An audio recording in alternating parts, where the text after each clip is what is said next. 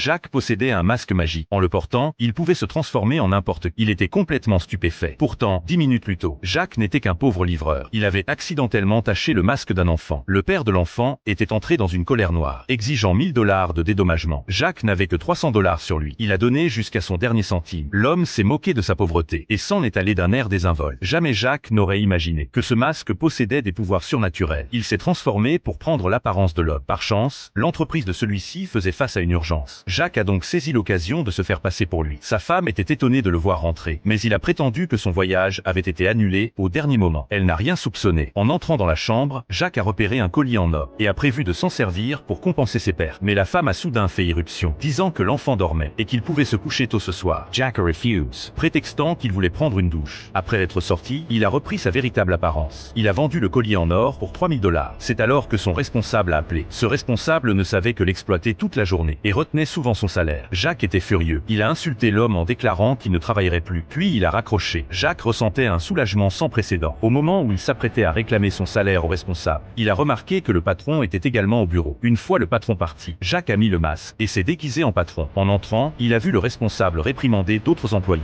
Jacques l'a confronté avec colère, exigeant que le responsable traite mieux le personnel dorénavant, sous peine d'être licencié. Le responsable n'a eu d'autre choix que d'accepter. Finalement, Jacques a ordonné au responsable de régler son solde de tout compte. Prenant Jacques pour un proche du patron, le responsable a ajouté une généreuse prime. Le compte bancaire de Jacques a reçu 20 000 $.